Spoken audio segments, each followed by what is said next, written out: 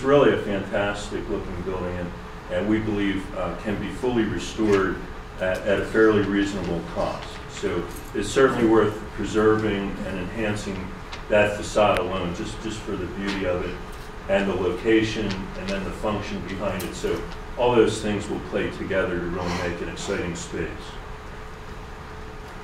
So I am going to go through, this was set up, to go through the code issues one by one, so I'll try to go through those quickly. But basically, one of the problems is on the main level, there's a theater space right here that is the current theater in the building.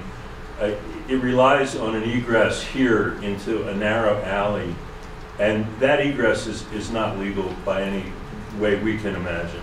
It's too narrow, it's got a steep slope to it, and you're against an adjacent building here with an unknown sort of rating of their exterior wall. And so we think that was a questionable decision in terms of the egress. This is the view looking from Madison up the slope. You can see how high up that goes on the building. It's pretty dramatic.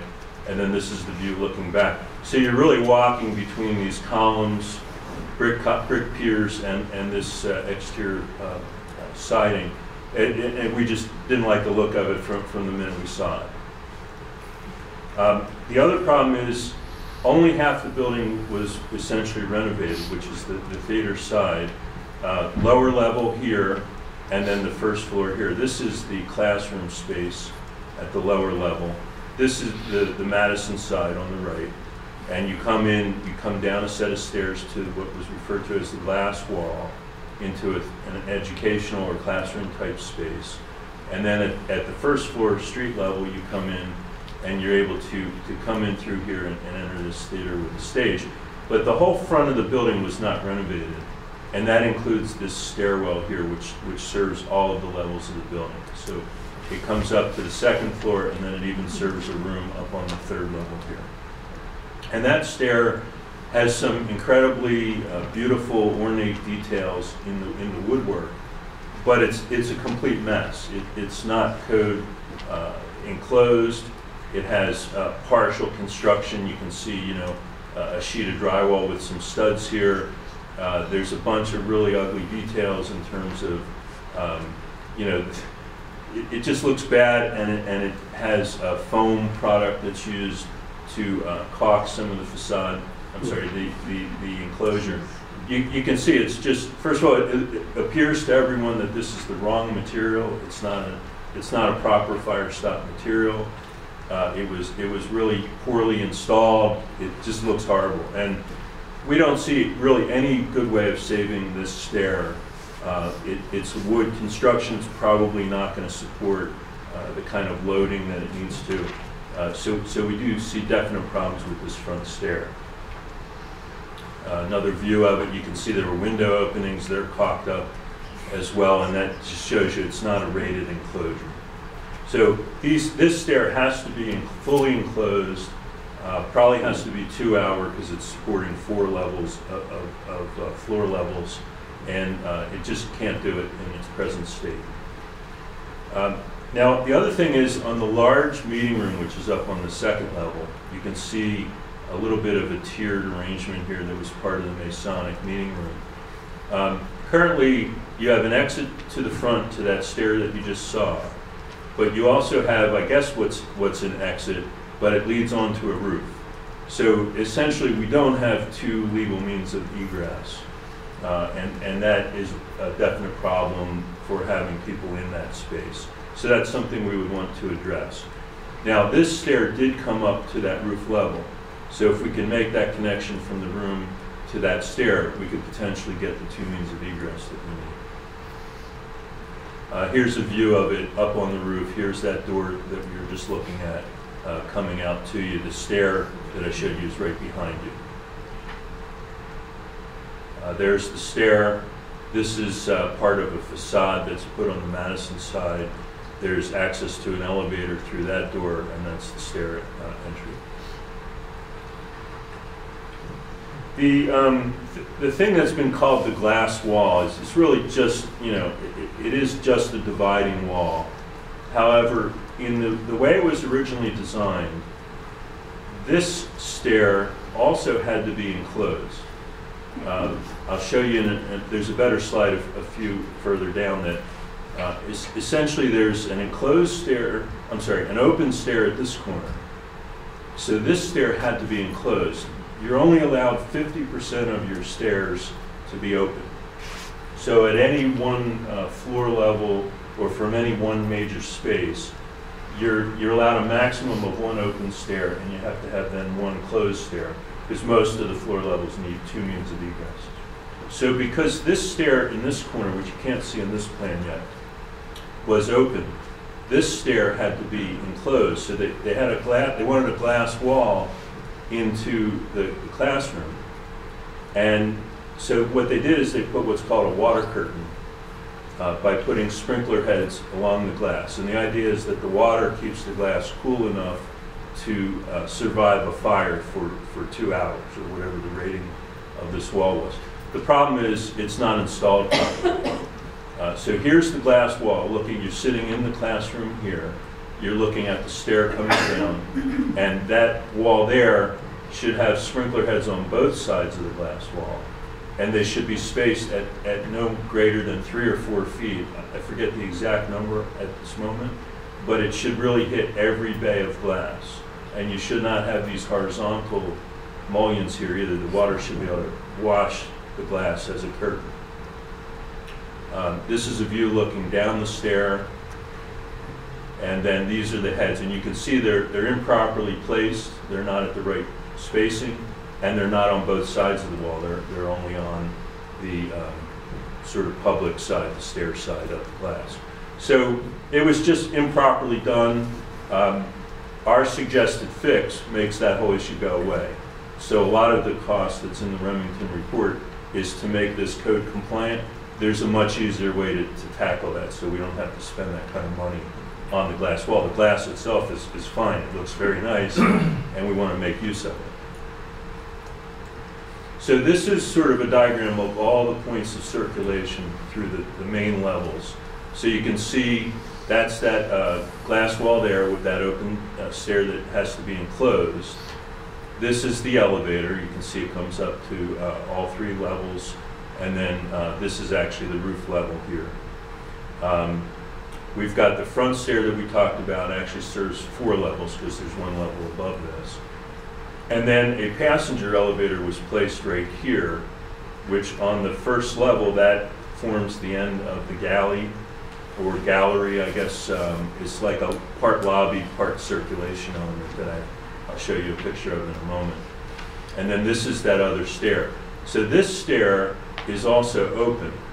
So in effect, we had a stair that had to be enclosed here because the green one was already open. And then this one could be enclosed, but currently it's not. So here's a view again of that lower level stair. Here's a little piece that runs up into the theater. So this takes you back down into that front lobby space. And then this is the entry point, I guess, that's just a little bit further west on the building. It's still coming in from the Madison side. This is an open stair, and it leads you up to the main level of that theater that's on the first floor. It also takes you up 1 more level and gets up to that upper stair that I showed. There is a lift. It's a quirky little building. What happens is you can't actually come in the elevator and go to the first floor. The elevator serves the street level, and then it goes downstairs and it goes upstairs, but it doesn't actually get you to the main level. So they have to make use of a chairlift. And the dimensions of the access to this chairlift are also not compliant. So in those 14 ADA code violations, this was one of them, that the dimensions aren't quite right. So something that's specifically intended for someone in a wheelchair is not meeting the rules to get you into it. This is the gallery space, and this is a nice space. This is one of the fully renovated parts of the building. It leads to that elevator down the way there, and it serves to be part lobby part gathering area. Ticket sales are off of this space, and it can also be used as an art gallery or something of that nature. This again is back to the stair up at the front of the building, and then we're going to talk about a few other issues, and then we'll sum that all together.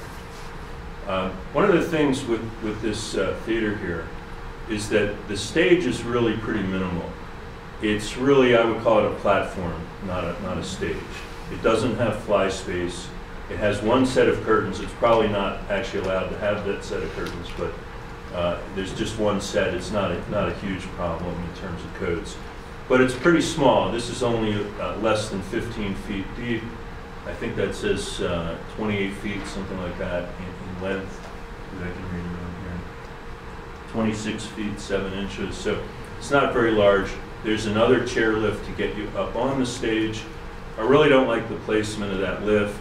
Someone in a wheelchair has to get on the lift right in front of the entire audience. I think that's really not an ideal way to get up there. And it really doesn't have safe means of egress. You know, they use this door, as I said, to the alley and a set of steps into the theater itself, but it's just not well thought out. The other thing to notice is that this is a structural wall here, and there's two bathrooms, a men and women's bathroom here that was renovated, and then a demising wall between the front half of the building, which was originally intended to be retail space, but it was never leased out and never fully developed as retail space. But we do have to keep in mind that some of this is structural, and of course the width of the building defines a lot of what we can do in the facility. This is the theater that's there. It's pretty nicely done. Some nice attention to acoustic ceiling panels. You know, the space itself is a nice space, but it's not a full theater for a stage production or something like that.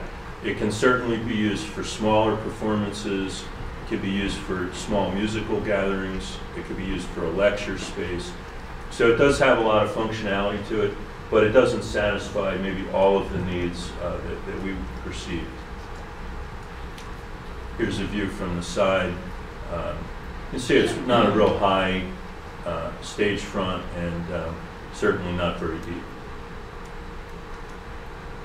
This is the lift that I mentioned. So looking at the retail, if we keep retail at the front on the Main Street side of the building, you really have this code issue. You have this separation wall. That wall has to be a certain hours of fire rating because of the two functions. To separate assembly from retail mercantile is what the code calls it. And we saw that as a concern. First of all, we've got access to our toilet rooms that come in here. Now we need two ways out from this zone. That sort of led to that alley exit here. We're cut off from the front stair. The mercantile space, that they'll probably need toilet rooms, they'll probably need storage, utilities. There's a lot of things they'll need if it was really retail, and there's not a lot of space there, and probably that's one of the reasons why it never fully got developed. So we saw that as an issue.